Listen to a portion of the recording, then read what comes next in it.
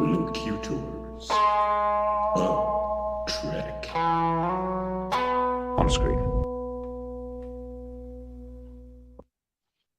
Hello and welcome to the Trekle Trunk here on Locutors of Trek, a subunit of Live Long and Good evening. Podcast.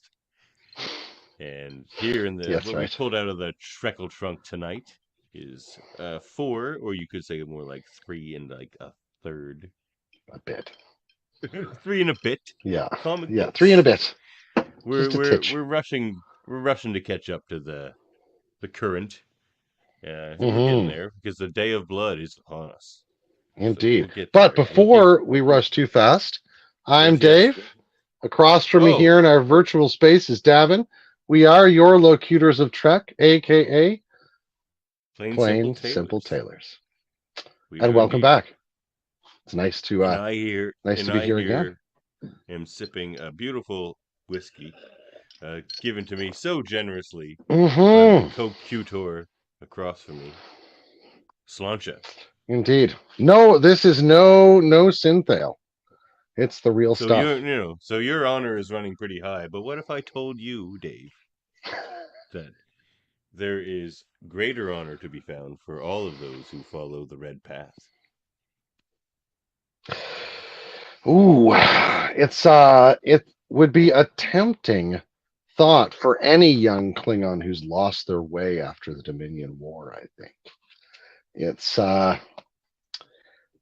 an interesting problem we found here, right? Like I do like the bringing back of Kahless the Unforgettable. He does work in this sense, right? Because even in his first appearances, he had those insecurities, you know? He did. So we are here to review 3 and a bit of issues. We have Star Trek number 6 from this very year, Stardate, whatever it is, year 2023. Star Trek Defiant number 2, Deep Space Nine, Dog of War number 2, and Prelude to the Day of Blood, which is just part of the 3 free comic book day entry from Star Trek. So Indeed. We'll get warmed up for the Day of Blood, which will certainly be upon us next Trekle Trunk. I'm looking forward to those stories. Let's say we start with Star Trek 6, written by Jackson Lansing, Colin Kelly, art by Ramon Rosales. I got a nice cover here. Sounds great. Data and Spot. Gotta love that. I like Spot's little smile there. Yeah, he's a good boy. Oh, right, Spot's a girl. Right. Never mind. Yeah. Good girl. Good kitty. Good kitty. True. We know that because Spot snuck out one evening and, let's just say, things happened. Indeed. So we're picking up on Star Trek 6 if you haven't been following us, or a refresher if you have, is Sisko has come back from the Celestial Temple to track down the God Killer, which turned out to be Kahless the Unforgettable 2, Kahless the Second. Yes. Let's not mix that up. Because I feel very strongly that there is a very, very large difference between those two, which will come up in our readings here tonight. So and I think that's an interesting question they do spend some time wrestling with, which I think is to the credit of the stories. And what's worse is that Kahless has got a hold of what seems to be an orb of the prophets and has weaponized that thing. So we pick up, I think, we pick up down on the surface of the city ship. Yes, indeed. Where we had left the last going off with Jake unconscious or perhaps even dead on the ground. Yeah. So, and Data, of course, captaining above in the Theseus. Love that. The USS. I love this USS Theseus. I got to tell you, like, Scotty and come to find out Balana's little pet project. So that's fun. Oh, there's a lot of things I want to talk about in these issues. Let me a little opening thoughts here. I know I've been saying this Sure. every week, but I've been warming up more and more to this story the more we read it, and man, am I hooked now. These 2 issues were really good for me, and so was the Prelude. So, right on. A little spoiler alert there. Like, I would love to see this as a movie, not so much a series. This is like a movie or like a 2-part. Oh man, and once you start to get a good look at the whatever kind of creature that city ship is, especially that wonderful splash page where it really starts doing its thing. Yeah, I would love to see that on a big screen. That would be great. So city ship is coming alive. Yeah, and I think it's hurtling toward Earth, isn't it? Yes, indeed, because it said last issue that it wants to inflict pain upon. Somehow it isolated humans as its target, because I guess they were. Was it humans who were living on it? I don't know if we learned that, did we? No, but they were messing around on the surface when it woke up. And so it had most proximate contact to their minds, right, and caused it pain. So it's like, you caused me pain, so now I will cause you pain, right? Yeah, and so it's associated, I think, all of its pain, but there's a funny was primarily induced by Kalis. Yes, yeah, and then they ran, which I think is kind of elegant, right? Like, yeah, Kalis makes a big mess and then promptly leaves, and he'll let somebody else deal with it. This is certainly not Kalis the First, but this Kalis is pretty clever so far. Like, he's definitely staying one step ahead of kind of 2 gunning for him. Absolutely. He's no slouch, gods. That's for sure. He's staying ahead of gods right now, of all like shapes and sizes and abilities, So it's pretty impressive stuff that he is doing. He's still a little bit of... Anyway, we'll get into that. But there's a funny line here. He says, "We're hanging onto the side of a god, Dr. Crusher," Sisko says. "So there's only one possible plan. Hold the hell on." Yeah. And then they're like wondering how they're not getting obliterated since they're traveling at warp, but this creature creates its own warp field, which is interesting. And then Sisko decides he needs help from the gods that are supposed to be on his side. And of course, he asks for his mother, because he's just like, if one of them's going to help me, it better be her. Yeah. And then there's this one page here now, which I just find very... again, I want to see it in a movie because it would sound so haunting. The page of the yes, that's exactly it. Just the words, like when you read these words and how they're layered on top of one another, like it's just... You can't even make out every sentence. It's really wonderful. You get this sense of a multitude of thoughts or voices or impressions all coming through at once, but with this main sort of thematic thrust. Like left alone, left all alone. When they found me, they worshipped me, but I was also their captors. I thought they were family. They told me they were family. It's almost like a child or something freaking out, Yeah. Well, and what it implies is a story that feels it feels similar to the story of the creatures at Farpoint, or the creature that was trapped at Farpoint. I wonder if it's a nod to that, because there's it has in the design, kind of. Yeah, there's a physical similarity as well. I wonder if it isn't a similar creature. But yeah, it's got all this pain and rage and anger, and its plan is to use that on these little things that have been causing it all this pain, not really connecting it to Kalis. Yeah, exactly. And they are the flies upon its back at the moment. Oh yeah, and very irritating ones. So I mean, I think Sisko's conversation is sort of inconclusive, as I recall. It always as is true with many an encounter with the Bajoran prophets. They don't like straightforward answers. or answers at all, or helping really much at all. He convinced them once to help once. And other than that, Yeah. they're just a whole lot of confusion, man, those Bajoran prophets. They're lucky to have Ben Sisko, in my opinion. And you know what? He gets to that point in this issue. There's some good stuff here. I might even shed a tear. Look out. Yeah, look out, everyone. This is Look good out. stuff. I'm telling you. This is... So, he's lying on the ground in one of his prophet comas. And he says, hurt, loneliness, anger, silence. Mm. And Dr. Crusher's just like, does that remind you of anyone? So she connects this like similarity between this creature and Ben himself. Mm-hmm. And then we get to this page here where it's this red alert kind of to all Starfleet vessels, which is warning of this crisis. Oh, yeah. And how all scientific missions and peacekeeping, everything's canceled, and everybody go to the Sol system. Yeah. So they're ready. They're like, things gonna have to get through a fleet, man. Yeah, I mean, they've got to kind of, they've learned a lot of lessons from Wolf 359, you know? Yeah.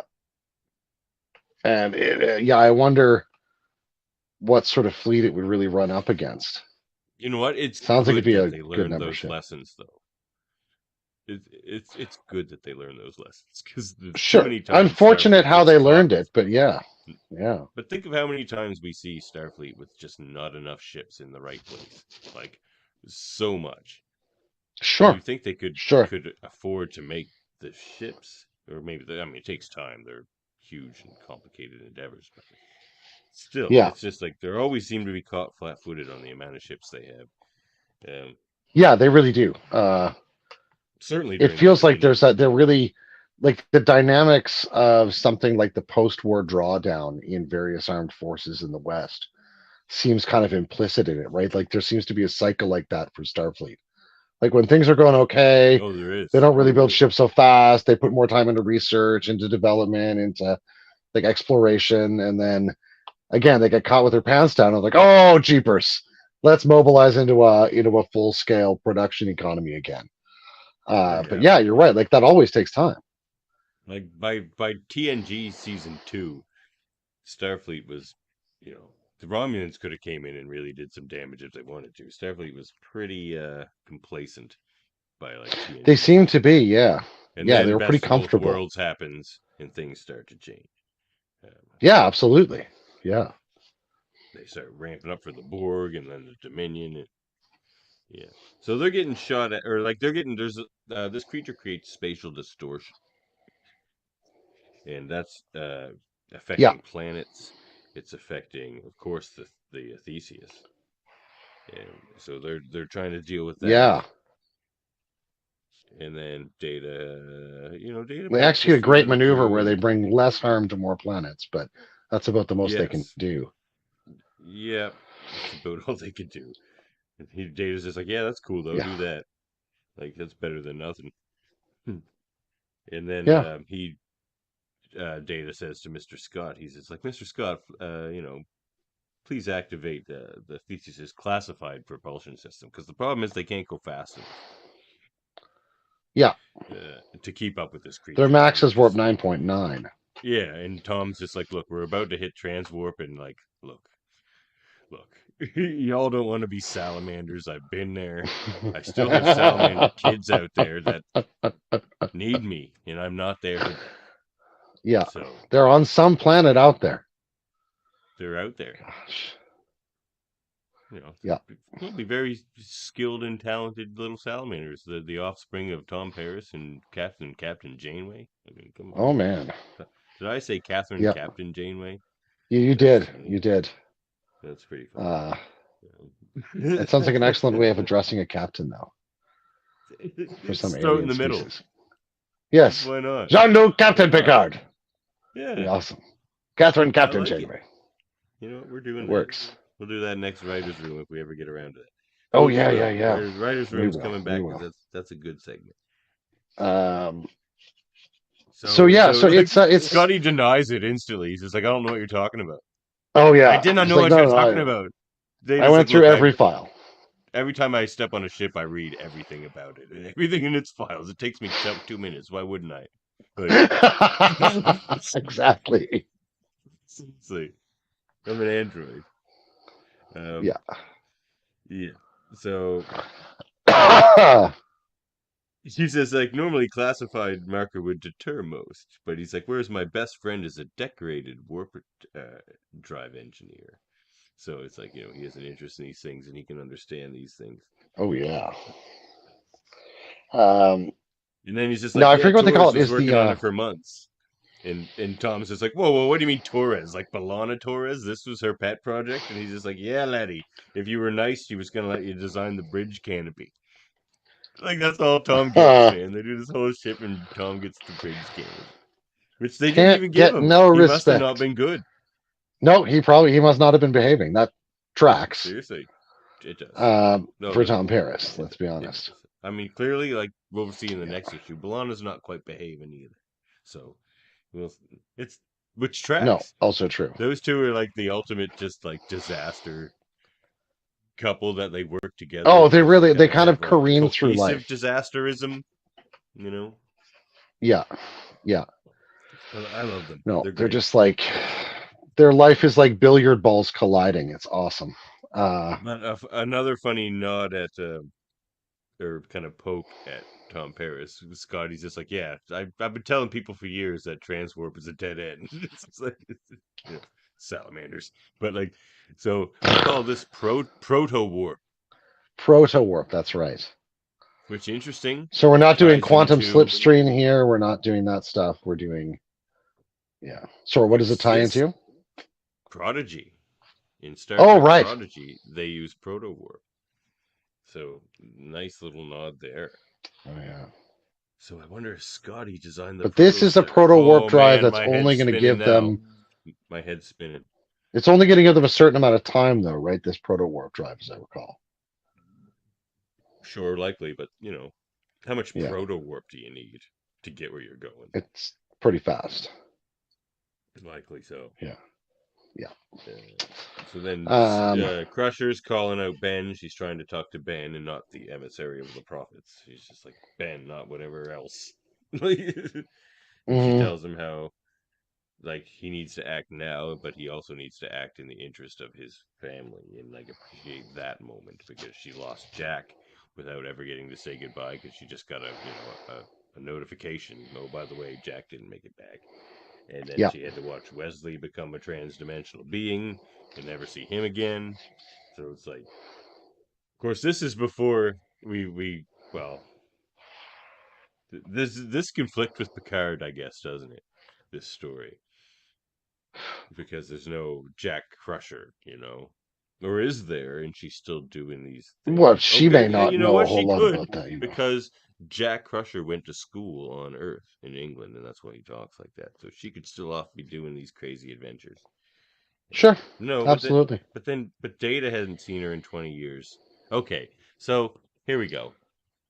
This not canon, but the way the story's going, I wish it was. Because it's really pulling me in. Yeah, They even do some things here that here in this next page that addresses one of my complaints from early on. yeah, yeah. So, They do. so It's a she, really good so, conversation. and that's here, and it's friggin' beautiful. So I did. All right, I'm gonna go off camera so I don't cry. I'm gonna hide behind the page. So, Okay. uh, so he snaps out of his coma, and this is why. The first thing I said when we started reading the story is like it's cool and everything, but it's not the return of Ben Sisko that I would want. Mm-hmm. For mostly reasons that he missed the birth of his child and he didn't go meet that child before taking off on this mission and all this kind of stuff. Mm-hmm. But he addresses that here, and it's pretty powerful stuff, I think. So he just snaps over it. He stands up and he approaches Jake and he says, "I'm sorry, Jake." He's like, "When I touched the orb of the prophets, I became two men, and I thought I could live both their lives. I gambled with our futures, and I lost, Jake. I wasn't there for my own daughter's birth. I wasn't there for my dad. We find out Joseph Sisko's dead." And I can only imagine the pain you must have gone through being left to carry that load. Again, he leaves all that stuff to Jake, which is another thing. Not just not there for Jake, but leaving all that stuff in his hands. And Jake's like, no, you didn't control the prophets. And he's like, that's a lie, Jake. I could have fought it. I could have done anything to stay with you. I told you we were a family, and then I left you alone. And I pretended it wasn't my fault, but it was. I love you, Jake, and I'll never leave you behind again.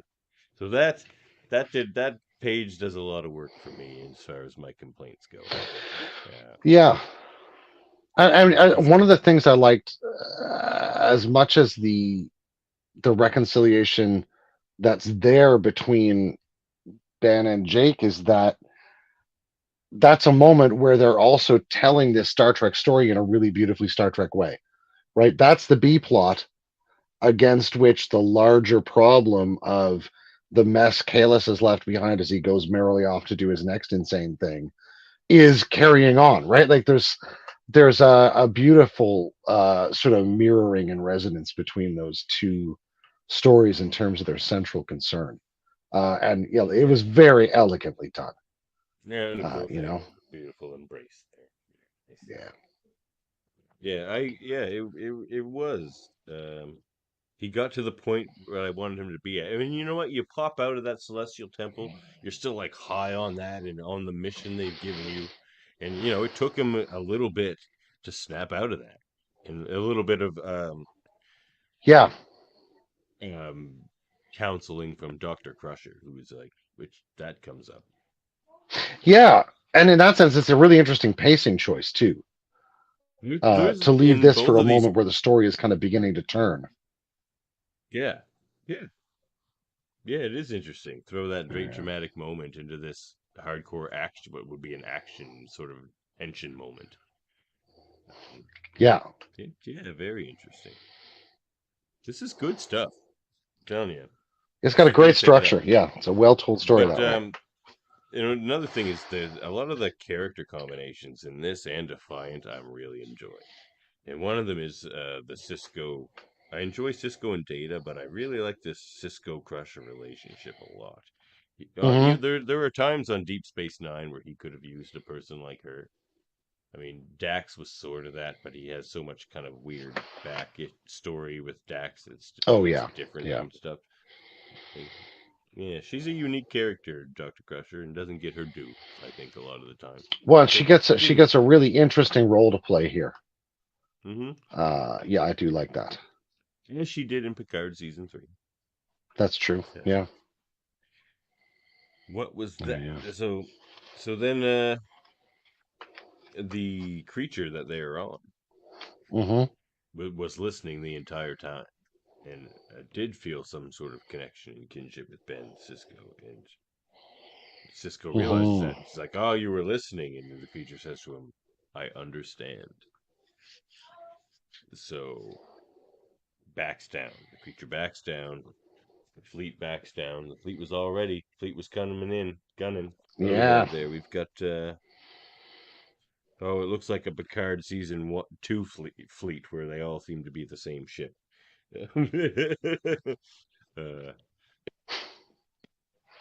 Oh, it's that fleet again.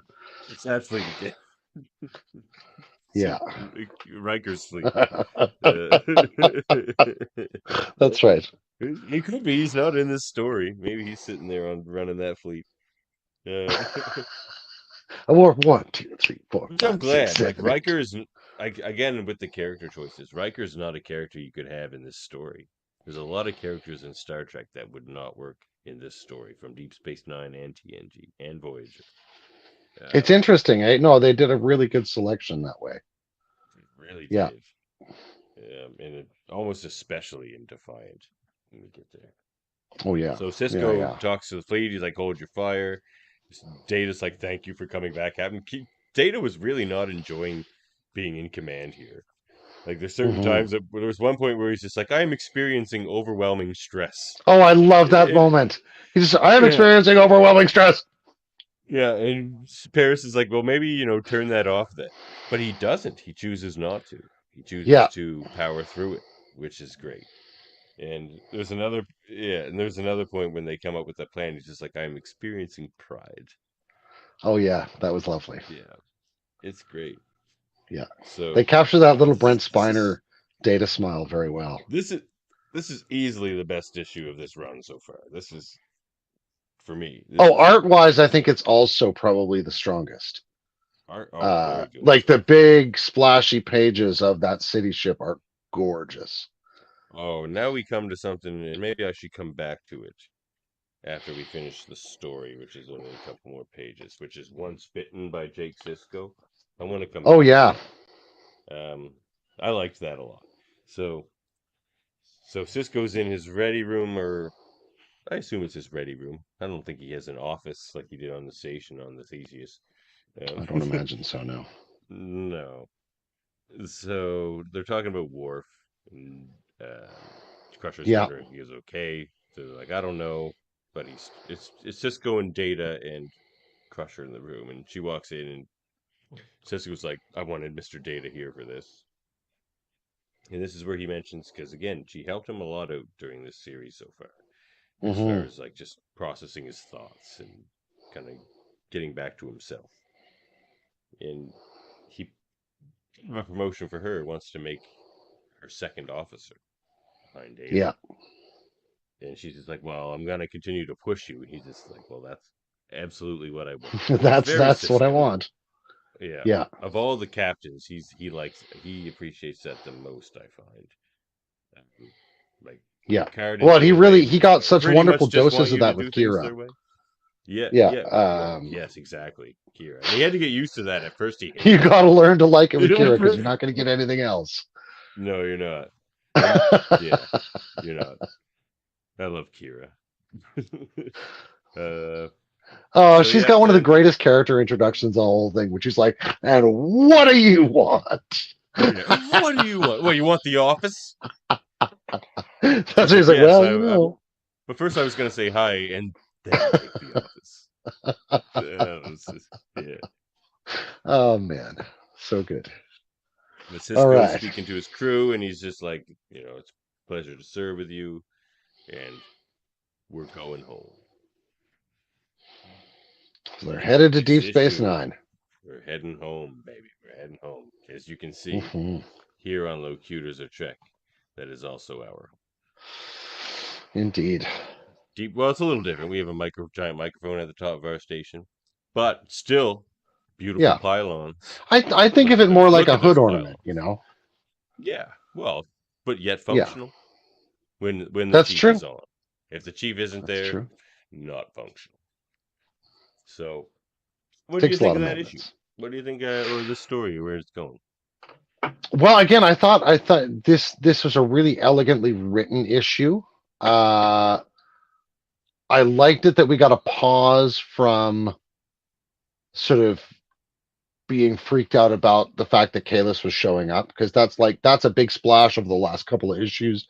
So we kind of get a bit of a breather from that. It's good, but like you get to take a different turn in the story, even in the midst of this very high action, right? And I loved the development of the relationship there between Jake and Sisko, but also, as you said, between Crusher and Sisko. That's really interesting. She's turned out to, I was wondering what kind of role she was going to end up playing in this story, because she sometimes did get sidelined in TNG and didn't always get the best plots. For most of it. And this is actually a great place for her to be. And really harnesses her character very well, I find. And she was the most interesting choice. Like the rest of the choices for his crew make more obvious sense. And it's just, at first it's like, why is Crusher there? He probably doesn't need a doctor. He could have got any doctor. But he respected her experience and her opinion. Maybe it was between her and Pulaski. That's why he wanted her. It's always between her and Pulaski. Always. That's right. But I forgot. Secret rivalry that's shaping Starfleet. let me quickly get back to this Once Bitten by Jake. Oh yeah, this is a beautiful thing. So this is this may be the best single page in the whole issue, honestly. It's lovely. I'm not going to read the whole thing, but it's like, I don't know what you would call this. What would you call it? It's like an article. I think this would be like an article he's writing, like a little editorial piece, or like a reflection or that sort of a thing. You know, like a column, like it's his column piece. You know, something that would be in Reader's Digest or something. Yeah, right. Like, because that's kind of what he does. He becomes sort of an essayist, journalist, but almost in the sense of like journals themselves, like that classic meaning of like a travel log or a journal of that variety. Like the captain of a ship. So yeah, he seems. Yeah. So it starts off, and it just starts off. He's like, when I was young, I was bitten by a wolf spider. And then he gets into that, and he talks about how he killed the spider out of fear. He's like, not out of self-defense, because the deed had been done. I could have just let the spider run away. He wasn't going to bite me again. But out of fear, I killed the spider. And he's like, he's thought about that for 20 years. And I can relate to that. There's a lot to relate to here. Like I've often think of like a bug I killed 20 years ago by this is good stuff. And he says he felt that he was left behind by the momentum of the world. In that our culture was too quick to move past our shared trauma. But these days, I find myself considering that trauma doesn't need us to dwell on it, just to make sure it's remembered. Just like the spider's bite, it creates a moment that cannot be forgotten. Even if we hide from our truth, the truth remains. Yes, I was in pain, but I also let that pain control me, and to define myself, but not the other, was to define myself by one, but not the other, was to live without seeing who I really was. Which I thought was, I love that paragraph. Yeah, it's beautiful. And a really, really excellent point about the nature of trauma. Yes. It's there whether you like it or not. Yes, it doesn't need your help. You don't need to dwell on it actively. And there are moments when that's therapeutic. And he makes a good point about that, right? Absolutely, and he does. He absolutely does. But those moments of growth as well, of going past. Yes. He's like, there's a moment. There's a wonderful this moment he's talking about is the moment where he stops actively focusing on his trauma. There's a really wonderful theory of grief that was developed in response to the sort of now kind of cliche 5 stages of grieving or whatever it's going to be, which they're very pop culture, but they don't keep up with best practice anyway. But these guys developed this different model of grief, which they described as having a loss orientation and a growth orientation, and you kind of move back and forth between these. Yeah, because they're like, what the 5 stages ends up doing is describing one part of that process as just purely negative, right? And it's not the worst description, because people will experience moments like that, not necessarily in that order or whatever, but more of a he's like, what the growth element. Exactly, right? He's like, what we end up doing is focusing on the one thing without seeing the other. And he's like, grieving or loss or pain hurts, of course. And that reminds you it's there. It reminds you that things are different. It reminds you something's happened and that you need to learn from this and that sort of stuff. And then there are moments when you're doing the growing that comes out of that other minute, right? And we do kind of move back and forth in our reflection in ourselves between moments like that, of like more gatheredness and then activity, So yeah, it was a really great piece there that they give Jake. I really love this paragraph too. He's like, the pain of the past can never be forgotten, like you're saying here. But if I let it take control of my present, then I have already determined the shape of my future. That shape is a cage. And that's yes. Yeah. And the cage's name is fear. Not fear of pain, no, but the fear of exploring my own narrative. Fear of who I might meet on the inward journey of my life. This is good shit. Man, Jake Biz became it's really lovely. Yeah, he really has. He But really then has. just And there's whoever more wrote that stuff. page, that was some But- damn good stuff. Yeah, whether it was Kelly or Lanzing or both, but yeah, very Ooh, good. And then there's yeah. more, but it just ends. He's like, when I was young, I was bitten by a wolf spider. Today, for the first time, it doesn't hurt. Yeah. Good stuff. So, Oh man, that was a great I'm issue. all in. I'm all in on this story now. Bring on the Day of Blood. I'm loving it. And I like what they finally brought Sisko to a place that I can feel good about. And Jake. Yeah. It's and the other side characters, they're doing interesting stuff there as well. I mean, Tom Paris is just being Tom Paris. There's not a lot of depth there yet, but like there's He can't get no interesting, respect. certainly interesting things they're doing with Beverly. Oh yeah, man. It's there's I feel like the story is really starting to kind of mesh together and gear up toward a climax, at this point. Yeah. Being the Day of Blood, most likely. One would assume. So next we have Defiant #2, written by Christopher Cantwell with art by Angel and Zueta. And so these two titles run pretty much together as they're all leading towards the Day of Blood. Yeah. And Worf was in the other book before he went rogue. And Sisko even admits, though, like Worf sort of was right to do so and rebel against him. And Crusher's just like, I probably would have too, because he's going to try to save his son. If it were my kid, I would have probably done the same thing. Yeah. And Sisko can totally relate to that because he would too. Though, that one time when they left Jake at the station, not on purpose, of course, and they're like, should we go back for him? Chief says. And Sisko's like, no, we can't go back for one man, even if he is my son. So yeah. Tough. That's a crazy moment. I'd forgotten about that. Whew. Yeah. You got to imagine that's on his mind during that conversation with Jake as well. Well, then he's like, and now I have to tell my father that I made that call. And he's like, I'm not looking forward to that. He's like, I have to go tell my father why I left his grandson in the hands of a bloodthirsty enemy. Yeah, that is pretty crazy. Yeah. Yeah, man. And Joe Sisko's gonna let you have it. Let me tell you, Joe Sisko ain't man, back on nobody. No. So he'll yell himself into another heart attack, unfortunately. So this just quick recap: Worf stole a shuttle off the Theseus. Yeah. He wants to chase down Kahless, who has, of course, Alexander under his thrall in the Red Path. Yes. And Sisko had other things. He wasn't going to go directly after Kahless, and Worf knew that, so he's like, I gotta go. And somehow, which we don't get an explanation of, but this starts off with a bit of a days ago thing. So this is basically telling the story of how they came to get Lore, because basically their science division is Lore's head. Yes. And this is which we learned at the very end of the last issue.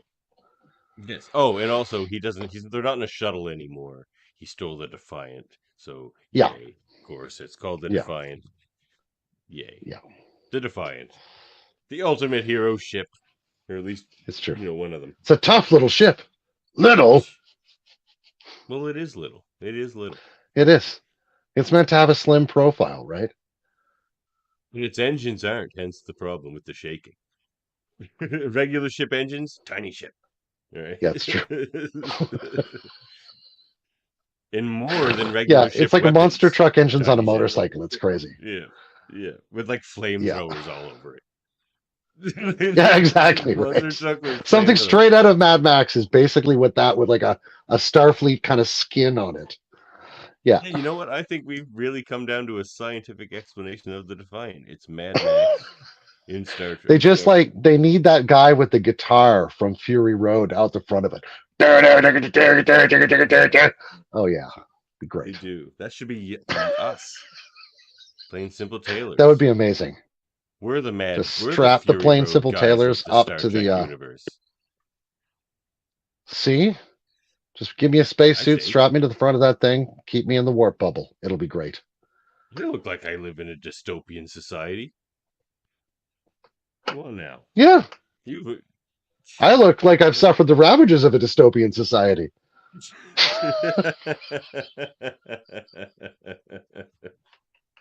I'm all grizzled.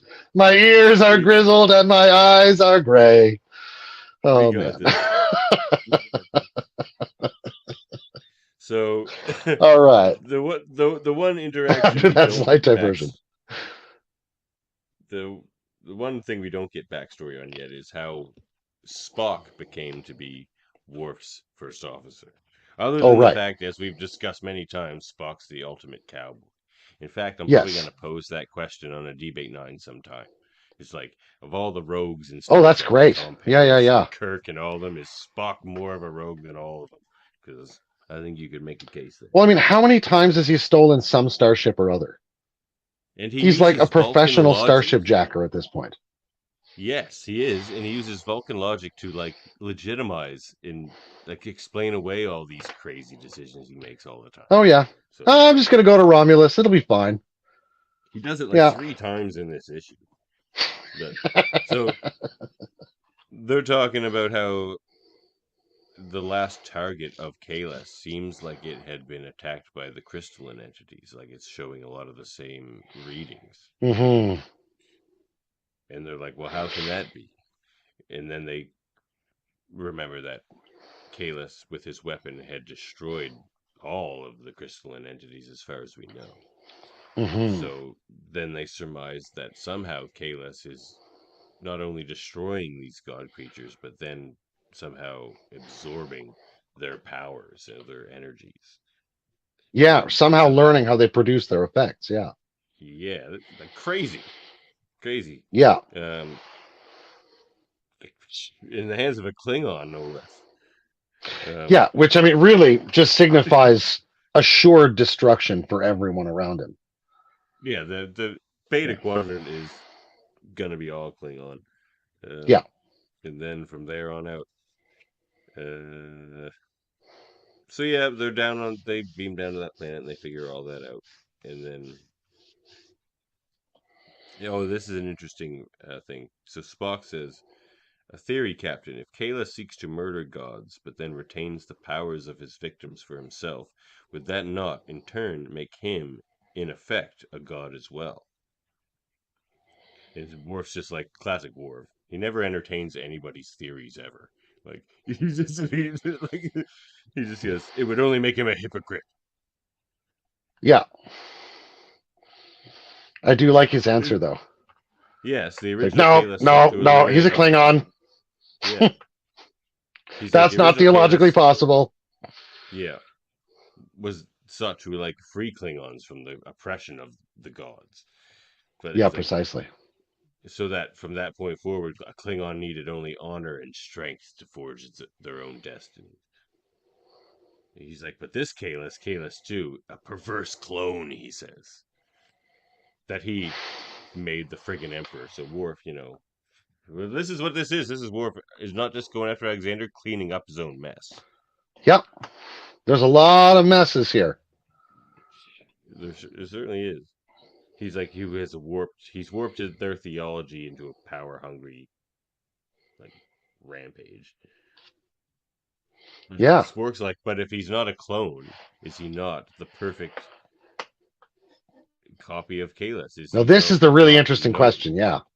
Yes, it's like, does that not logically mean that the original Kahless was also a false prophet, and therefore less noble than religiously believed these last 1,500 years? So he's like, well, maybe it's not that they're different, it's that you guys don't remember Kahless correctly. But yeah, I don't know. We read that Klingons issue, and that Kahless was awesome. I don't know. That Kahless was awesome. But I mean, it's not that he wasn't power hungry by his own goals, but they seem to be at least more noble and less. Well, I mean, I think what we could say is that Kahless was very much a living, breathing Klingon, But for him, what the question is what is it to truly be Klingon? I'm not sure that Kahless is asking the same question anymore. I think Kahless is asking the question, am I really Kahless? And is always going to be asking that question. Yeah, this is the expression of that. He's going to do something crazy. Yeah. galactical. He's going to finish the project, sort of, right? Mm, But it's like a but weird you know final solution for the gods. It's crazy. That's almost what he had to do, though. Worf, man, this is your fault, man. So I'm Worf is glad the source and hopefully solution of this problem. and he's smart, man. He's just like, you know what? I need Spock. Not a bad choice. It's like I'm not gonna untease this knot. Oh, Like rationally on my own. but that's the relationship I wanted to talk the most about, though. I didn't realize how much I needed a Worf Spock story. Those two were It's really so interesting, well isn't it? Yes, but it really is. And even Worf as the captain, you think Spock would be, and Worf would be the subordinate. But no, it works really well the other way. And I'm surprised it really does. and how much I'm enjoying their interactions and how much they feel natural and how much it's well, and really it's interesting because it partakes in that logic versus passion problem that's always been one of the core aspects of Spock's character. But Worf's not Kirk, like in Worf's any more logical way. than Kirk. And yeah, Spock even points out in this issue that like Worf's decisions thus far have been logical. Like Worf, and in some ways, Worf is more honorable than Kirk. I think, like he's more interested in that because Kirk will absolutely lie to you or deceive you at a drop of a hat if he needs to. He's perfectly happy to, and he'll laugh all the way home. You know? Yeah, absolutely. And I will quote and try not to shed a tear the great Jean-Luc Picard and say, when he says to Worf, in fact, I think you are the most honorable man I have ever known. And I think that's true because of all the characters we know in Star Trek, he is the most concerned with it. Absolutely. It's like the way he moves his feet in front of himself. You know? Seconded by probably only Jean-Luc Picard. Jean-Luc Picard is like the second to Worf as far as concerned with honor. Which is why he made a good Chadich, and he makes a good. Oh yeah, it fits in well with the Klingons. You know, yeah, very much. In a way. With that aspect of them, certainly. Yeah, so that formal I like ritual. This. Yeah. So Spock says he cannot. Basically, they have a problem because there's a problem that needs to be solved. Spock knows how to solve it, but they don't have the time to do so, and it's involving the crystalline entities and how it's meshing with the Klingon technology and so he's like, Spock's like, admittedly, that's time we do not have. So Worf just looks at him, he's like, so you are saying we need a mind heavily studied in crystalline entities that moves even faster than yours? And Spock's like, yes, Captain.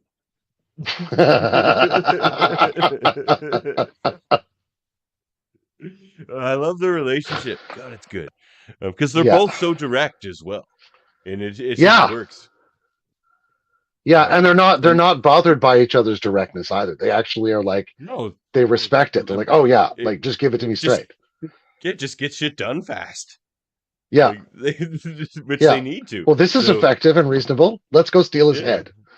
Yeah. Well, yeah. He just goes, I know of one. I know of mine faster than yours that knows a shit ton about the crystalline entities, which of course, lore. Yeah. Indeed. They don't even keep him inside the Federation either. No, he's like on a crazy old structure, secret base that's on like the old blown up moon of Konos, isn't it? Yeah, it's called Dead Moon 1.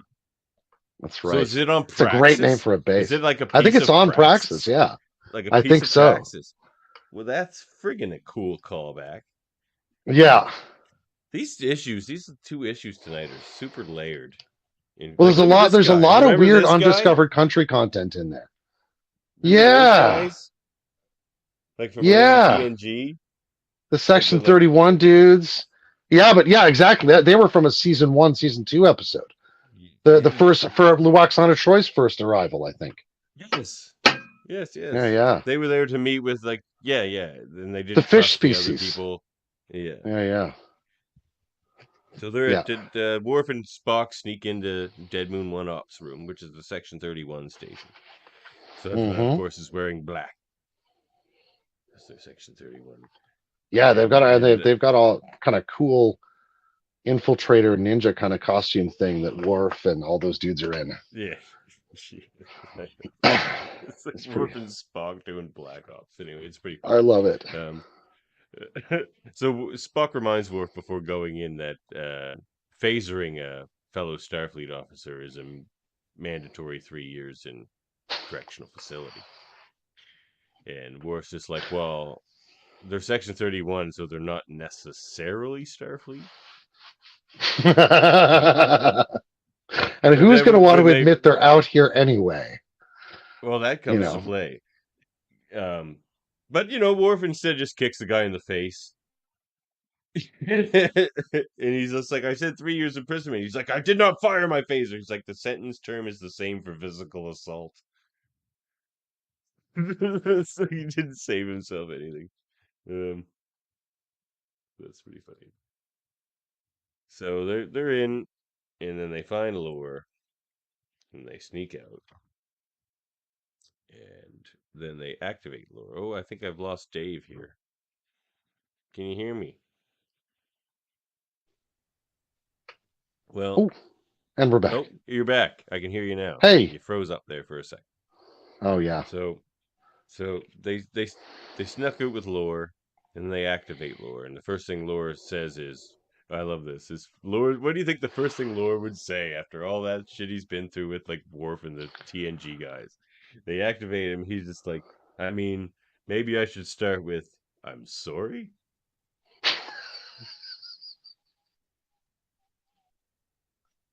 Anyway, Not exactly what I was thinking. No, it's but awesome. It's great. Yeah. And Worf's just like, I don't care. Your like misdeeds are worse than any apology, so like I don't care about it. And Lore's just like, my emotion chip is gone. He's just like, yeah, Data took that. And he's just like, Worf, you must. He's just like, I must admit, I'm a lot calmer without it. He's like, I may not have been the nicest guy before, but I think the chip must have driven me insane. But you know what? Maybe it did. Maybe, well, because he was loading that onto his basic circuits that already allowed him feelings, right? Really? Yeah. Really? Because Lore always had feelings, right? So why did he need the emotion chip? I don't know, but he takes it, if you recall, I think it's in that episode, Brothers. Yeah, it was meant for Data, and he takes it. He takes it. Oh, that would drive you insane. So he's got, he literally had big feelings all the time. Like Titanic feelings. Man, think about the feelings a Vulcan would have that drove them to all those wars, right? I wonder if he wasn't prey to that kind of stuff. Led the Romulans to leave. Mm-hmm. So yeah, he's just like, Worf, you must think I'm a psychopath. And Worf's is like, that assessment would be correct.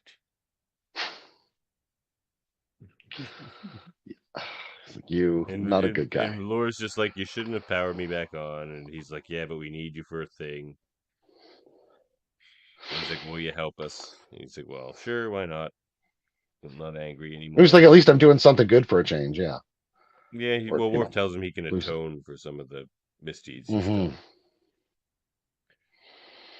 And he's like, well, I'll think on it. Which for positronic android, he'll probably be back to you in a few minutes. Yeah, it's not going to take long. No. He's already figuring out nefarious lore. He's still thinking of a nefarious way out of his situation. Oh, he's figuring out a way to take the Defiant, would be my suspicion. They've got him pretty well hooked into those computers. It's not going to be long, and he's going to be like, pew pew, now I have machine guns. Worf's going to be far too confident in the emotion chip being gone. He's still Lore. I think that's why Lore said it straight away. He's like, I may not have been the most nicest guy before. It's like, no, you weren't. Lore, you suck, man. May not have been. Yeah, that's a non-apology apology if I ever heard one. Yeah, I may have a certain grudge against Lore myself. But... yeah, exactly. Yeah. So then Worf and Spock get back to the bridge, where, of course, the rest of his crew, B'Elanna and Ro-Laren, are at the bridge, and they've come upon a minefield. Yes. And Worf's plan is just like, just punch her through. Yeah, just like drive straight through it. Like Ro's like, he's like, Ro, find us a hole. She's like, there is one, but like, it's like a needle and thread. He's like, find the needle then. It's like Sulu, fly it apart then. Maybe that's a callback. Yeah, Anyway, Worf really is not so worried cool about the image condition there. of the ship at Like, all. there's explosions all around them, and they're just like within, like, out of the range of those explosions, and they do take damage. Yeah, He's one like, assumes there's sparks and things coming off consoles everywhere. And then they come upon Kahless's ship. This This weird is looking the thing. Scarab. That's No, the this is the folks that they Orion got ship. it from. Yeah. Yeah. No, this is the Orion ship. Yeah. Yeah. So because they need to make a deal with the Orions, and that's why he got Ro in the first place, because he needs like somebody they would believe stole a Federation starship. Mhm. So she has to pretend that she's done this and pretend that she's sort of like an Orion pirate herself, which is interesting because last time Ro had to pretend to be somebody, she got all in on that cause. So basically, Ro in the next issue is going to be an Orion pirate, because we all know Ro can't be sent on a mission to pretend to be something and not become that thing. That is true. That is true. Yeah, she was sent to. Am I yeah, crazy? that's true. No, Like, no, hey, she was literally sent to pretend to be a real Starfleet officer. I'm a Maquis! Right? Now you're in jail. Now go back and pretend to help out Starfleet. Oh no, I'm Starfleet again. Yeah, it's yeah. She's she's impressionable, that one. She's quite impressionable. Yeah. I think she may be a sucker for a good cause, or what appears to be a good cause as well. So B'Elanna was kind of pissed with that whole thing. She's just like, dude, like, fly right into it. Never seen that strategy before. I actually have a kid and family, so like, maybe don't fly right into it next time. Like, yeah. And I love how her and Ro hate each other. Oh, B'Elanna has no time for Ro Laren. And Ro thinks like B'Elanna's not even a Maquis. She's like, you're just like this green Maquis who, like, as soon as you join the Maquis, got whisked off to the Delta Quadrant. Like, what did you ever do for the Maquis? Like, that is amazing.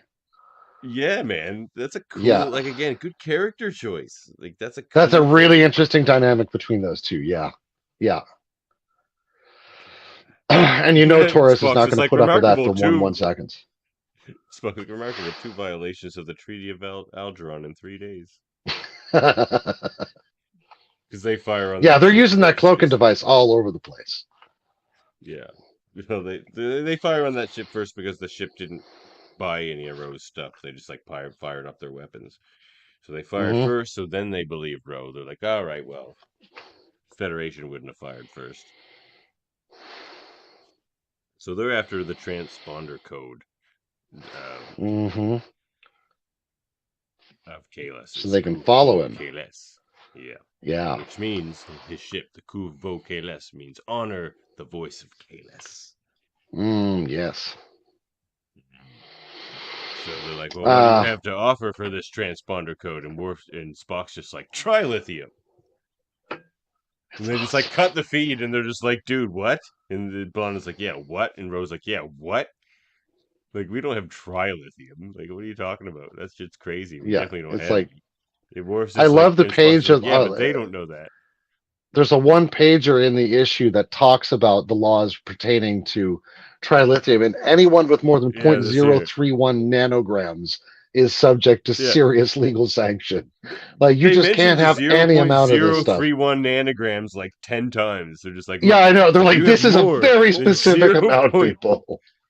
Yeah, like, do not mess with 0.0.3232 nanograms. Oh my God. That is too much. Critically too much. Way too much trilithium. What are you doing? Making a weapon? But so they're saying that they've got trilithium on board. Yeah. Except, it's an obvious lie. And B'Elanna's just like, I never thought I'd live to see a lying Vulcan. Like, there's no trilithium. And he's just like, yeah, well, like, they don't know. And that's great, because then they can't make a weapon out of it. Like, Spock's logic is hilarious. So I we know, like, he's like, well, I've so, just included in the premise that we are going to rip these people off. yeah, yeah. There's no point not What do ripping them off. So let's do that thing. Let's just take that code, get out of here. Jim Kirk was here, he'd be all for it. Yep. He already would have beamed And over. he might have a quick dalliance with a Orion female. Oh, gosh. Yeah. His shirt would be ripped half open at this point for some reason. Those were the days. I like this, though, where they're explaining the ruse, though. They're like, masking is in place. Their tricorder readings will detect high-grade trilithium inside, because they're taking over a box. And Rose is like, well, what if they open it? He's like, then they will find our rocks facsimiled by our replicator. They will find our rocks facsimiled by our replicators. Sealed in clear field containment holding boxes, tricorders will still read it. Correct letters. She's like, well, what if they open the boxes? He's like, then they are stupid because trilithium is highly toxic.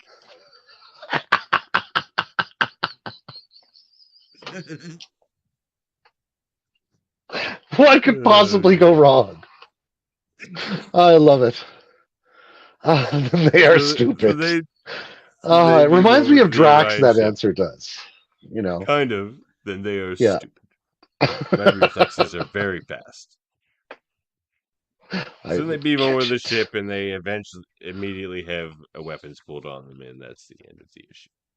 So how do you feel about Worf's little side adventure? Oh, this is great fun so far. This is like absolute crazy-ass cowboy diplomacy foolishness, and absolutely fits Worf as a captain and Spock as a first officer.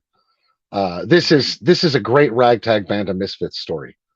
Yeah, I'm having fun with this one so far. Even. Yeah. Lore even. Yeah, like they actually managed to make lore there in a way that kind of works. You know, when I first saw that splash panel, I'm like, oh, this might be shoving in one too many people from the old days. But it's actually like, it's not the craziest reason to have them around. Yeah, they need a fast brain that knows the crystalline entity. Like, I can't believe that worked its way into a story, but it did. Yeah. So worked great. Yeah, all in. Get us to the Day of Blood. But we're gonna sidetrack from this story a moment. No, you know to what? A very charming tale. Let's bump with very high content of Vic Fontaine. So we don't break up the storytelling. Oh, let's do the prelude first. So you're we keeping have me from Prelude. Vic. Sorry, we'll get back to Vic in a moment. Prelude to the Star Trek Day of Blood, written by the writers of the Star Trek series and the Defiant series, with art by Mike Feehan. I'm not sure how you say that. And it's just an interesting little story that we can speak on quickly. So there's this Starfleet captain who's beamed down to this big event down on Konos, where it seems to be at the what do they call it? The Three Bridges place. Three turns. Yeah, the Three Bridges place. Yeah. Or some kind of a facsimile location, right? Yeah. I wonder if that's not like an architectural thing on Konos or on Klingon worlds now, that you'd have like important buildings around a three-pointed square or something, you know, like or plaza. Three-pointed square. I know geometry real good. It's a Lobachevskian square, damn it. We make things go. That's right. We look for things to make us strong. So I really like this character, first of all. Yes, he's interesting. So he's attending the event with looks like a Klingon acquaintance or someone who's leading him around, escort or guide or something, right? And it's a massive event, clearly. There's like tons of people there. He calls them like Tarak or something like that. And they kind of come out a shuttle at the start. So he's been invited down, is my suspicion, or asked to attend. Yeah. His name is Volkor, yes. And this captain says that he's telling Volkor that he grew up using because his father used the word Klingon as a slur. Because his father would have likely have fought in the Klingon Wars. had that Quite possibly, sort of yeah. bias. Yeah. Growing up in the days Like a before lot there of was a peace. yes, indeed. And he's like, he admits that he did as well. And it almost got him washed out of Starfleet because he couldn't let go of that hatred. So then he says he wanted to learn more about Klingons and their history and stuff. And then by doing so, he expunged himself of the hatred. So now he is here on to see this event as kind of part of that, I guess, part of that journey. Yeah. It's kind of one of his life projects, right? Is to continuously overcome the impulses of that early formation for hatred, right? Because it'll find its way to come back if you don't keep it out. Yeah. And I think that's a really great place. Rally. He's like, I made this a practice in my life. Yeah. Yeah. So yeah, it's a crazy rally. They're talking about killing sort of Kayla's Day almost. Yeah. But then these ships come in that they say have the shape of a Romulan vessel, but have Klingon weapons, which is interesting.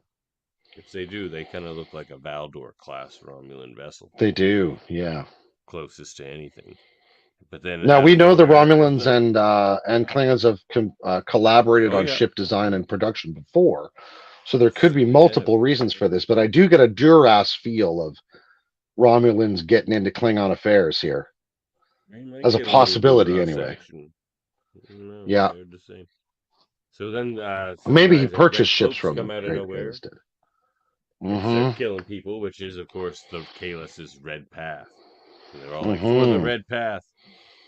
And the captain's like, beam us out of here. I guess his crew was down there as well. But they beam him out of there. But before they do, Valkor says to him, he's like, my name is not Valkor, it's just the name of a priest I killed. He's like, I have been the house of Martok, Moog, Roshenko. My father is the traitor Worf, but I am his son no longer. My name is Alexander. So, and I walk the Red Path. Yeah. You're right. Puts a big X on his face. Yes, he does. We were talking yesterday, and you're like, this story is taking Worf down some dark paths. But that's true. But they're taking Alexander down some real dark paths. Like, for as much of a lost soul as he always was, like, he's throwing his life away in this story. Like, he's really, like, he's committed himself to a very, very difficult path here. Yeah. So the captain he's going to be... But it's too late. A single Klingon has beamed aboard the bridge of his ship. And that single... Who is that single Klingon? Here he goes. He's like, I alone stormed the storm-made flesh. I who forged the first bat'leth in the fires of Christak, who quenched that blade in his own brother's heart, the victor of the three-turn bridge, the warlord of Konos, the lover of Linkasa, the immortal, the unforgettable Kahless. So Kahless kills this entire bridge crew. But it's interesting, it's like this captain who spent his whole career trying to expunge himself of the hatred of Klingons is now gonna be killed by one. And he's just like, well, do it then. Yeah. Like, it's like, yes, Pappy was right. Yeah. I mean, there is that side in Klingons, you know? Yeah. Kahless means to bring it to the front. And then they blow up that Starfleet vessel, and we just see Kahless standing there with Alexander, who he calls his Daval. So I don't know if like he's sort of like some apprentice or... It's interesting, eh? But I really, there's interesting ways, like, because this story to me participates in that same theme, which was present in, what was it, Sons of Honor? Is that what they're called? Was it? Brothers of Honor. Anyway, in the first season of TNG, the first time we meet those, on the three Klingons that stole the little freighter, like this is a theme that's been part of Worf's story since the very beginning. It's sort of like what are Klingons really gonna be? Are they going to be these outward sort of conquerors, or as Worf would say, is the true battle inside the warrior's spirit. Well, that's And a great Alexander's question. clearly taken his choice here. And Alexander asks another great question. He's just like, he asks Kalis, he's like, what is honor, truly? Hmm. And Kalis says, that is indeed a foolish question. But I understand. Faith is most trying in times of turmoil. He says, honor is the air we breathe. Honor is the snow beneath our boots. Honor is ours to make when we walk the red path. A path that ultimately leads unto me, said like a true tyrant. And Hmm. Yeah, very much an authoritarian figure at this point, right? I and only I he's can save you. yeah, and then he says, today we begin to teach all our people the true meaning of. So he basically was already sort of in power, but he sort of did a coup anyway. It's like I don't know. They didn't show him Yeah, kill man. Martok there or anything, so we don't know the situation that No, Martok there'd is still in. be a chancellor somewhere, but he's asserting the role of the emperor much more, right? Yeah. Like when the So emperor now pushed against the shogun in Japan over historically. I'll Oh give you your yeah, Vic Fontaine. We'll get our Vic Fontaine. We here we do go. love We our got our Vic Vic Fontaine. Fontaine, Dog of War #2. Yeah, this is a fun story. This is to celebrate the 30th anniversary of Deep Space Nine, Yeah. and it's a fun story. I'm enjoying it. So it starts off. Quark is getting to like this dog a lot. So basically, there's this dog to catch up. There's a dog. He came with Borg technology. Yeah. Quark was going to sell the dog because he's like a pure breed to a guy, but he Mm-hmm. really just wanted the Borg technology. Anyway, so he calls the dog Laddie after Latin. Yeah. Laddie. Instead of Lassie, Laddie. Anyway, it's pretty funny. Yeah. And Laddie has had a lovely time playing on the holodeck so far and all sorts of stuff. Um, so there's an interesting nod here. They're looking over this analysis, and the analysis is by, I don't know if you can see, there's a little blurry, from the Daystrom Institute by a Dr. mhm. Aaron McDonald, who is the physics advisor for Star Trek. Oh, that's awesome. Yeah. So they're saying that this device is a neural digital interface. They're studying this Borg device. Sisko wouldn't give it out to Starfleet Yeah. research. He's like, they're busy. I'll study it. And of course, as Ross always does, Ross is like, all right, Ben, but I don't like it.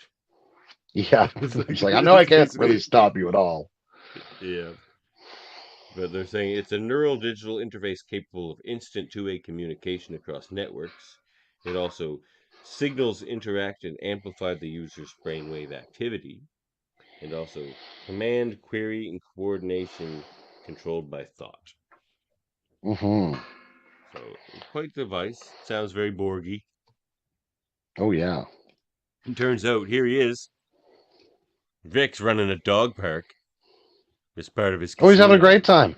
Yeah, man. People are Yeah. coming in too. Like people are coming in. Like it's like those Quark's cat making money at it. cafes and dog cafes they have. People, That's right. if you were like grew up on Earth and you've been on a station for years and years, you'd miss Can you cat cafes and imagine? stuff Yeah. if you were a dog person. There's Good actually times. interesting comments in some publications about how long an officer would need to have been serving, even maybe aboard a particular ship before they can request things like certain kinds of quarters or permission to have a pet. Hmm. Yeah. So there's Yeah. all sorts of regs about it, that's for sure. I would think in Interesting. Starfleet. Everything will cost So energy and oxygen for sure. so Cisco decides he's going to put on this device. He's like, the only way Oh to test yeah. it is to test it. He's like, yeah. So that happens. And like Bashir and O'Brien are in the holodeck, and they take Laddie with them, and it's like this dystopian kind of thing. It's kind of funny. Oh yeah, they're like it's like old Earth or some kind of thing, I think. Yeah. So, but Or then like they're Cisco playing comes in, Halo and or something. yeah, really, Yeah. in like during the friggin' World War III or the Looks eugenics like room it. or something. Yeah.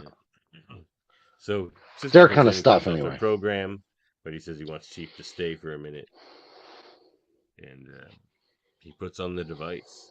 And they basically he sets up this hollow program that has the Borg in it, but they remove the safety protocols. And then Sisko puts on the device, and then the Borg come at them, and Jadzia is just there with a phase rifle, and she's like, "Dude, they're getting close. Do we put the safety protocols back on?" She keeps saying, he keeps saying, and she keeps saying, like, "No, no, no. I can see everything. I can hear everything. I know everything." He keeps saying, "I know everything." Meanwhile, this thing is infiltrating the holodeck and all sorts of stuff, right? Like it's getting into every system aboard the station. Yeah, and the Borg are getting closer. So there's all kinds of things going on. Sisko's just like, wait. And then he is able to control the Borg and stop them from advancing. So And they he's just like, stop this, dead. they do. And he's like, this is what we need, because earlier in the issue we found out that they basically the newly formed Federation Klingon Romulan alliance against the Dominion just did a big mission, and they're just inability to coordinate with each other cost them the mission. It cost, of course, a lot Yeah, of in ships the and Calandra lives. sector, I think. Yeah. Yeah. So he's like, this is what we need. This is like perfect instantaneous coordination and everyone. So this might be it. This might be what wins us the war. So he's pretty excited about that. And then he takes it off, but it did, it did infiltrate some systems. So we'll see if that comes back into play. Yeah.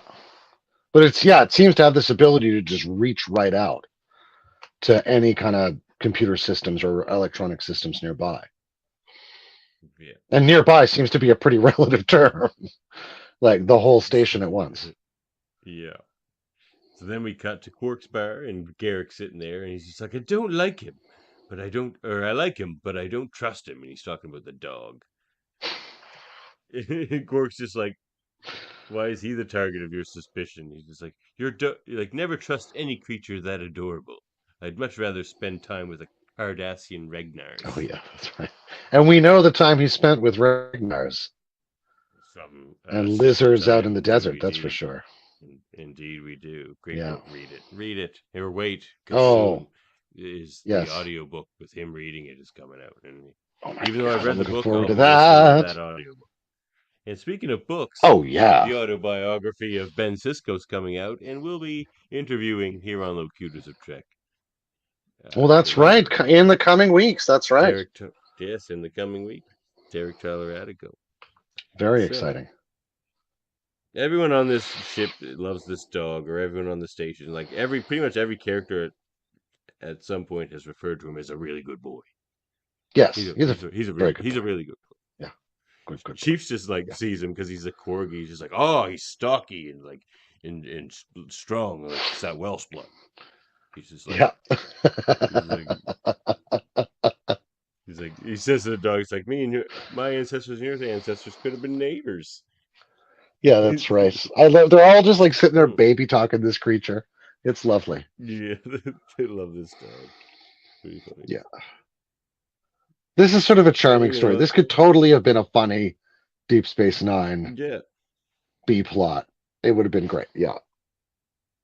So then Sisko's talking to Ross, and he's trying to explain the device to him. Mm-hmm. It just cuts to Quark, and he finds out that he's talking to the person who he's supposed to sell this dog to. He realizes it's a poacher. And he's like, they're gonna kill Laddie? And that's right. Yes. So not a lot happens in this issue, but we get to what the deal is with that device. Yeah, we're getting some good setup. Yeah, a lot of clues as to what may be coming, or things that are going to get further expanded anyway in coming issues, I hope. It feels like there's a lot of like Chekhov's gun stuff in this issue. Oh, don't forget about the dog. Don't forget about the things this device does. Yeah. That sort of stuff. Yeah. Which you got to have a moment of that somewhere. Yeah. There's a bit of their building. Probably take off. So I would suspect. Not the super strongest issue for me. I wasn't as into it as like the story's been fun. overall. Oh, it's great. It's charming.